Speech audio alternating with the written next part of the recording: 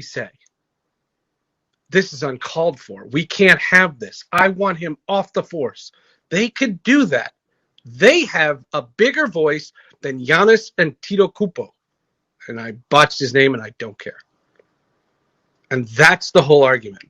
Do I think this is going to be intertwined with sports moving forward? It's going to be intertwined with everything. It's going to be intertwined with society going forward. And that's part of it. And it's just, my argument has always been, I don't understand racism. I don't get it. I have never understood. It makes no sense to me.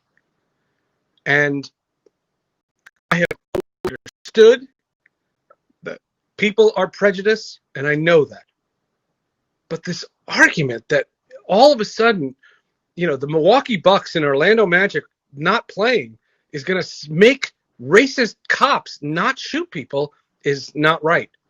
What needs to happen, the police officers in Kenosha, Wisconsin, in Brooklyn, New York, in Los Angeles, California, in Seattle, Washington, in Denver, Colorado, whoever it is, that needs to happen. And I'm sitting here, I have so much work to do. I have podcasts to edit. I have shows to do. I have an article to write. I have so much, and I needed to vent. And that's what HAPS is for, right? Like, I'm not out on the streets because I haven't left my house, but I will tell you, tomorrow I'm leaving my house for like the first time in 5 months, and I'm going up to teach a class. And you think this isn't going to come up? I'm going to encourage my students, if they want to do podcasts on this stuff, they can. This stuff has to be discussed, and it has to be discussed openly. But the NBA did a great job. Baseball teams that want to, that's fine. The NHL is getting killed. It's trending on Twitter right now, and the NHL is in a weird spot. They're in Canada. And the one thing about the bubble teams, the bubble sports to me, it costs so much to keep the isolation going. You're taking a huge, huge chunk out of their income. And the income is so minimal to say the least, but the expenditure is so high. The NBA, I think once the Bucks decided they weren't going to play, the rest of the league did it. The NBA is not going to tell its players not to speak.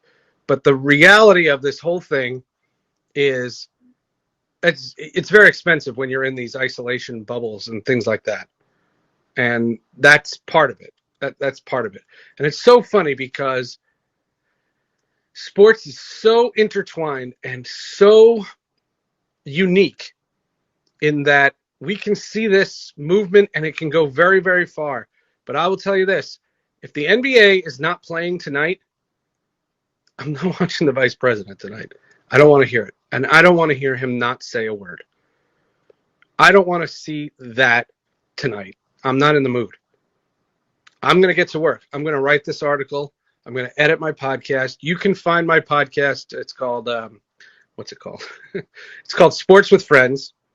And this week's episode, we have the great Mike Yam. It's already out on iTunes and Spotify and all the places.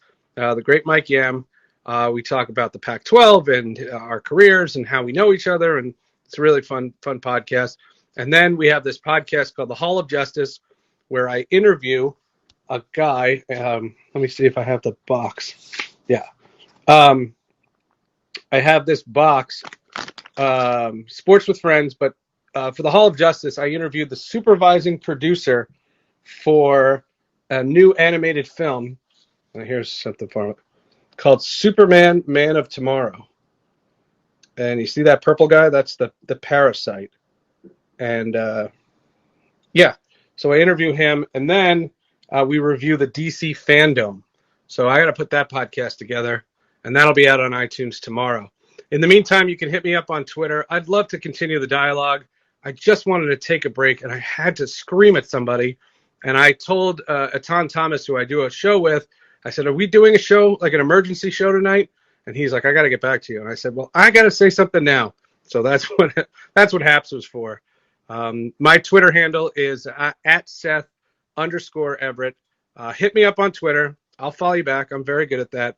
And let me know what you guys think. I know it's a mishmash, and it wasn't really a cohesive thought because on one hand, I'm very impressed with what Milwaukee did and what the NBA did, and the baseball too. I'm very impressed with what they did, but I want the cops to do it. I want cops to be making these statements. I think it'll have a bigger impact. Not to knock the players for doing it, but there's only so much they can do. And I want to quote Bradley McDougall, who just basically said, I'm sick and tired of being sick and tired. And this has got to stop. This has got to stop. Anyway,